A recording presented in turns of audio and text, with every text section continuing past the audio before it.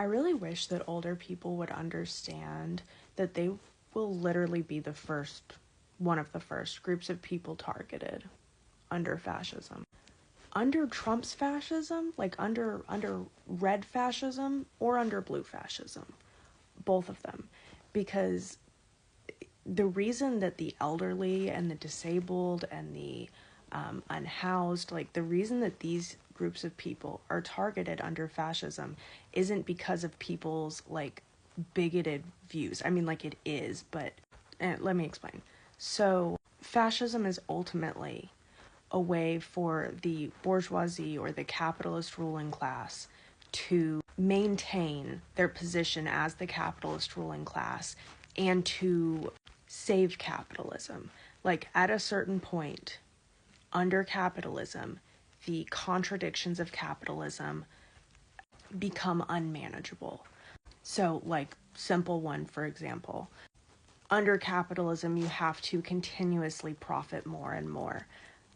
In order to profit more, you have to cut your costs or lower your prices. I mean, raise your prices or both. Eventually, you have to do both because you can only cut so many costs before you have to start cutting costs with your employees. You can only raise the price so much before people can't afford it anymore. Eventually, there's nowhere left to squeeze out more profit. And as society progresses and the economy flourishes or whatever, inequality increases because the top keeps getting higher and higher and higher. But the bottom and the middle stay pretty much in the exact same spot forever. And so the employees, the people, want more. And it's not because they're greedy. Like, think about if you went to go work for a startup and it was something that you really believed in and you knew that it could be huge one day. You were just going to have to put in the work and, maybe take a much lower salary at first, so that, this dream could be achieved. You're willing to work longer hours. You're willing to work nights and weekends. You're willing to take lower pay. You're willing to do all of that because you understand that it's in the beginning stages and you won't have to do that forever. That's something that you do at the beginning to get it off the ground and then you don't have to do it anymore. Now let's say the company takes off, gets huge, making tons of money. You're going to want more now. Not because you're greedy, but because you should have had more in the first place.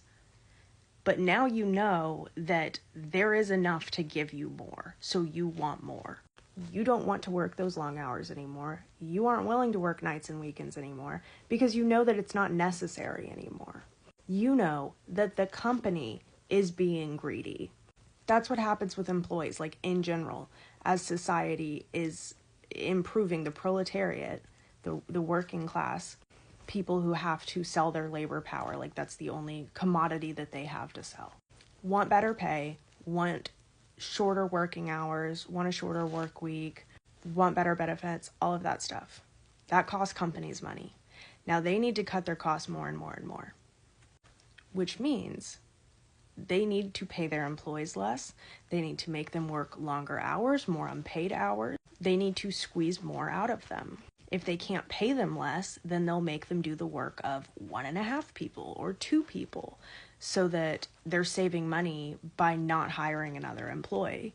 Now they're also raising costs. They're also raising prices, but nobody's paying their employees significantly more. Maybe a teeny tiny raise, $1 or something, if even that, but nobody's getting paid enough to keep up with the cost of everything raising its price. And if the companies did keep up with that and did pay their employees enough to keep up with that, then they wouldn't be profiting anymore. It would even out. So, obviously that's what we're experiencing right now. That's a contradiction of capitalism. That's something that is inherent to capitalism. It is an inherent flaw of capitalism. Now, when this happens, the capitalist ruling class needs to maintain their power. The way that they do that is by using the state and authoritarian violence in order to suppress the working class and ensure that they can continue to profit. One way they do this is with wars and military contracts. They do it by passing legislation to allow companies to do things that let them profit more, like not mandating paid breaks. Or one way we do this right now is with contract work, like companies trying to switch over to contract work because they don't have to pay as much taxes on the contract workers. Contract workers pay more taxes on themselves. They don't have to pay benefits. They aren't liable for them. Like, it's a way for companies to profit a lot more. And so what the government does in collaboration with these companies is allow that to happen. Like, let them legally do that and not do anything to protect workers. Child labor is another way that they're able to save money. Prison labor, slave labor, ways that they are able to save money. So you see how an authoritarian police state and the capitalist ruling class using the state and using state violence in order to lower their costs and increase their profits. And you might be thinking, but if they're not paying any of these people anything, or not very much, and they're needing to profit, then nobody's going to be able to buy anything. Yeah, the civilians are not the customer. Other countries are the customers. And the thing that we are selling is war. We sell weapons, we sell aid, we sell services. Then when it's over, we sell them loans and we sell them the stuff that they rebuild with. That is the core of fascism. That is what it is at its core. And then outside of that, you see the ways that this state violence is implemented. And that's going to depend on the society that you're in. Most of the fascist countries during World War II were not genuinely anti-Semitic. Like, not to say they weren't anti-Semitic at all, or like there weren't anti-Semitic people there, or that they were against anti-Semitism. It just wasn't like their big thing the way it was for Germany. Italy leaned really heavy into like a nationalist thing, like Italy the nation, while Germany leaned really heavy into the Aryan nation.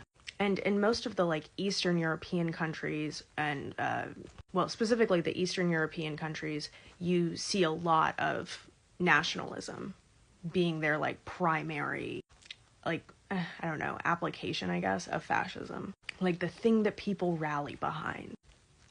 But the reason that disabled people and the elderly and the unhoused are always the target in every one of these situations, like every society is going to target those people.